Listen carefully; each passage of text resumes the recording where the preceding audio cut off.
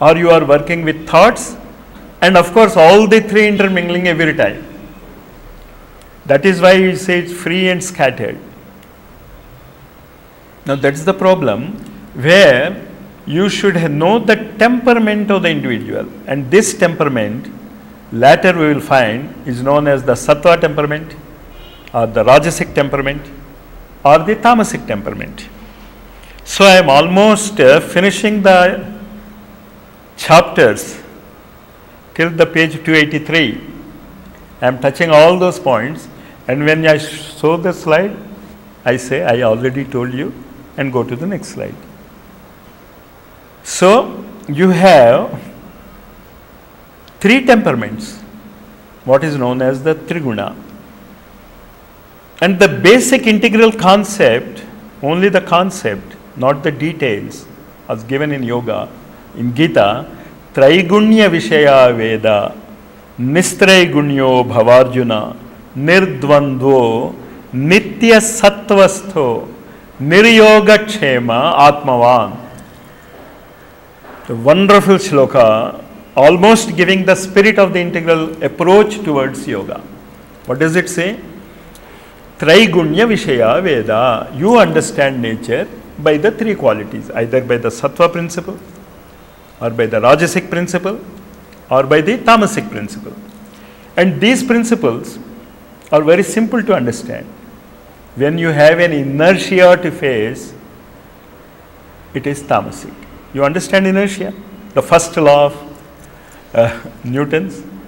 A body continues to be in its state of motion or rest till something else works on it. That is inertia. That means you don't want any change.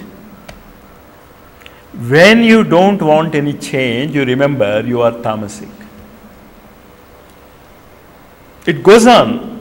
If the physics says if a body is in motion, it continues to be in motion. That is tamas. If it is in a state of rest, it will be in a state of rest. That is tamas. Until something external works on it. That external work is rajasic. Following the principles, inertia means not being jada, continuing where you are. That is why many people after some age don't want any promotions or don't want any change in life because of inertia, because of tamasic nature. I could explain to you what tamas means. In the yogic literature, tamas means not the inertia, the jadatva, but it means you dislike to have a change. I don't want to be changed, and I am happy wherever I am. And now, when you are happy wherever you are, nature, of course, will not allow you to be like that. Then what will it show? It will put some external constraints. It will make you move. Those external constraints which make you get up from your inertia is rajasic. And now this moves you. Inertia does not want to move. Then what should happen? There must be a balance between these two. If not, you want to go there, you move fast, you will go somewhere else. So you should move, the rajas must be there, but it will be properly mixed with the inertia so that you have a harmony between not acting and overacting. Then you have an illumination there, you have a light there, you have a prakasha there, because you know where you are going. You are not overreaching this target and you are not under-reaching the target, you are reaching the target. That is sattva. But the broad lines of working can be developed as a shastra of a synthetic yoga. Next. Accepts our past evolution without rejecting anything essential. The operating word in this sentence is essential. Now we are talking about a higher power pushing all the three lower natures in us. The thoughts, the desires, the actions, the physical body. Or if you can say, we can say it as the manomay sharira, the Kamamaya Sharira or the Pranamaya Sharira and the Annamaya Sharira. And instead of Sharira, if you put Purusha, we will be approaching the integral language. Annamaya Purusha, Pranamaya Purusha and Manomaya Purusha. So what is happening? You understand now, you are not confusing with this nomenclature. Manomaya Purusha means your thoughts. Pranamaya Purusha means your consciousness which forces you to desire. Prana makes you to live and desire. Life is therefore prana. So first is the Manomaya Purusha. In our integral yoga, the higher beyond yoga ego power accepts our past evolution of Manomaya Purusha. And then it accepts our past evolution of Pranamaya Purusha.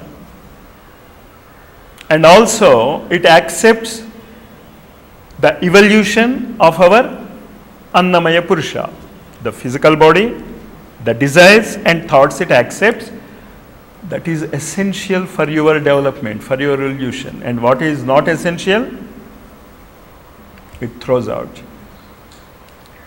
Compels all to undergo a divine change. What is not necessary will be thrown out and rejected, and what is essential is transformed by the divine touch.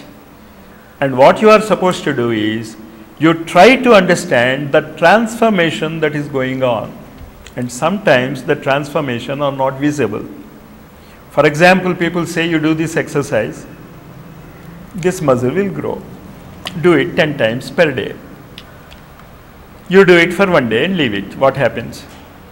Something happens. It doesn't mean that because you have done 10 times you didn't get anything. But suppose you do it regularly with faith on the man who told you to do this. And then you should have a courage to do it. Because some people say this man wants to become a Pahalwan by doing this. And because somebody criticizes you, he becomes more important than your guru. Then who is your real guru, you decide. Many times I have found that many people do not undertake an activity which has been given by their guru because somebody criticizes them. Somebody laughs at them. And he stops those activities. Then who is the real guru? The man who criticized you, who laughed at you. Okay, thank you for your intelligence to leaving your guru and making a man who doesn't know about the subject and criticizing you your guru. Remember this. This is the fault which many of us do. It doesn't matter what the other man thinks. Do you have a faith that the process is correct? Do you have the courage to face the criticism? That is enough. And if you have the patience to do it, the result is there. You understood what is essential in the divine change? Next. The divine power uses all life as a means of this integral yoga. This you remember. At the most unopportune time, the integral yoga comes in. When you sit for meditation and this and that, it won't do anything, it will just. But somewhere you are in the office working on a very big problem, suddenly it interferes. Many times, many of you will feel this, and you should be aware of it. The divine power uses all life.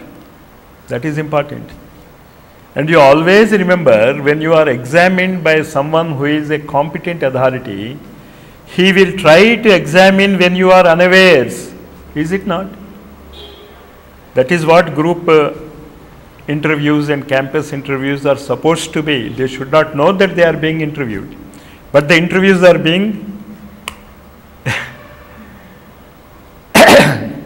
when an expert comes, or when some what we call the supervisors, or what they are called, those who check,